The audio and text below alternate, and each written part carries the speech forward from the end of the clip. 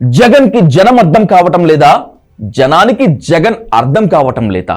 మొత్తం మీద తెలుగు రాష్ట్రాల్లో జనం మొత్తం జగన్ మాటలతో అయోమయంలో పడిపోతున్నారు. తానెందుకు ఓడిపోయాను అర్థం కావటం లేదంటాడు.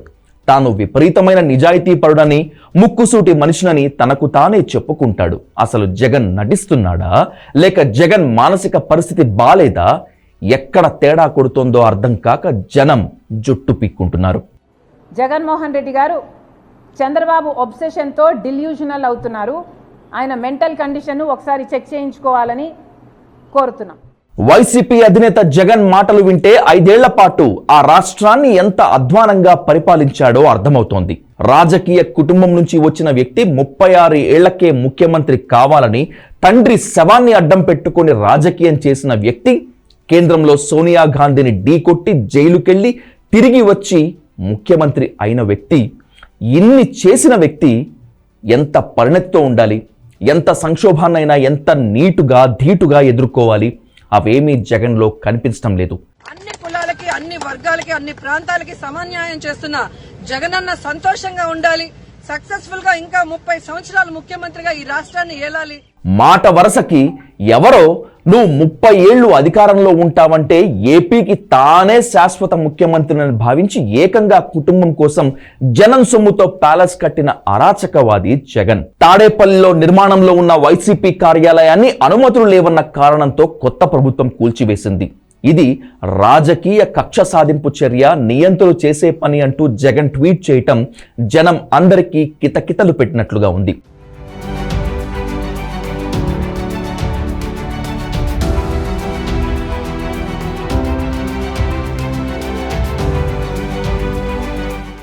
అధికారంలోకి రాగానే ప్రజావేదిక కూల్చింది ఎవరు?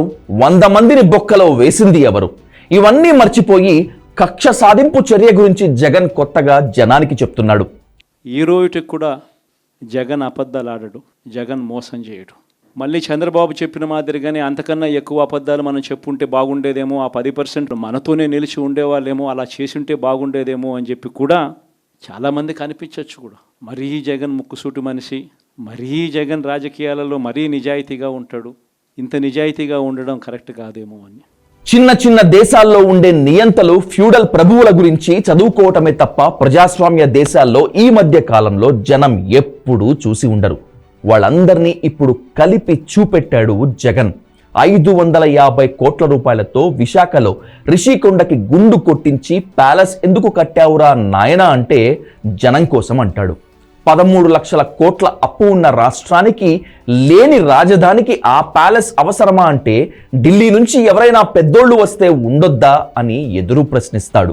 తాడేపల్లితో సహా రాష్ట్రంలోని ముఖ్య ప్రాంతాలు అన్నింటిలో ఎకరం 1000 రూపాయలకు లీజుకు తీసుకొని ఆ స్థలాల్లో ఎలాంటి అనుమతులు లేకుండా వైసీపీ కార్యాలయాలు కట్టేస్తే ఎందుకు చేశారయ్యా ఈ పని అంటే తప్పేముంది, అన్ని రూల్స్ ప్రకారమే కదా జరిగాయి అంటారు.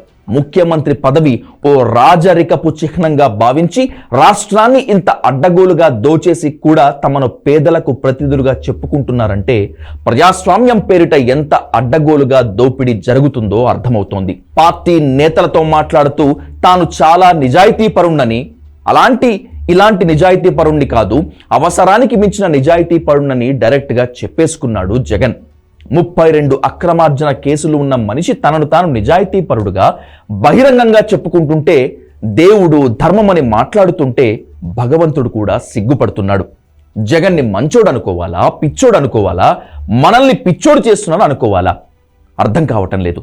ఇంకా అదే నటన, ఇంకా అవే మాటలు. దారుణంగా ఓడిపోయిన తర్వాత కూడా తన విధానాలపై వెర్రిబాగుల జనంపై జగన్కు ఉన్న అపార నమ్మకం ఆశ్చర్యాన్ని కలిగిస్తోంది. ఉదాహరణకు ఈవీఎంలు ట్యాంపరింగ్ అయ్యాయి అంటాడు, కానీ 40% జనాలు మన వైపే ఉన్నారంటాడు. ఈవీఎంలు ట్యాంపరింగ్ అయితే 40% జనం నీకు ఎట్లా వచ్చారా సన్నాసి అని ఒక్క కార్యకర్త, నాయకుడు కూడా అడగరే. నేను ప్రతిపక్షంలో ఉండటం కొత్త కాదు, పోరాటం నాకు కొత్త కాదు అంటాడు. ఇటు తిరిగి అసెంబ్లీకెళ్ళి పీకేది ఏముంది అని ఎమ్మెల్యేగా ప్రమాణ స్వీకారం చేసి పారిపోతాడు. ఒక్కరోజు సభలో ఉండలేని వాడు ఇక జనం కోసం ఏం నిలబడతాడు, జనం కోసం ఏం పోరాడుతాడు? జగన్ మాటలకి, జగన్ హావభావాలకి, జగన్ చేష్టలకి ఎక్కడా లింకు కుదరట్లేదు, కుదరదు కూడా. పబ్లిక్గా ఇన్ని అరాచకాలు చేసేసి జనం వాటిని గుర్తించి దారుణమైన తీర్పు ఇచ్చి ఇంటికి పంపినా కూడా అడ్డగోలుగా మాట్లాడుతున్నాడు అంటే జగన్లో ఏదో తేడా ఉన్నట్లే. ఇప్పటికీ తాను ఎందుకు ఓడిపోయానో అర్థం కావటం లేదని అంటున్నాడు అంటే ఖచ్చితంగా జగన్ మానసిక స్థితిపై సందేహపడాల్సిందే. ఓవరాల్గా చూస్తే జగన్కి జనం అర్థం కావటం లేదు, జనానికి జగన్ అసలే అర్థం కావటం లేదు. ఇది ఇప్పుడు ఏపీలో ఉన్న పరిస్థితి.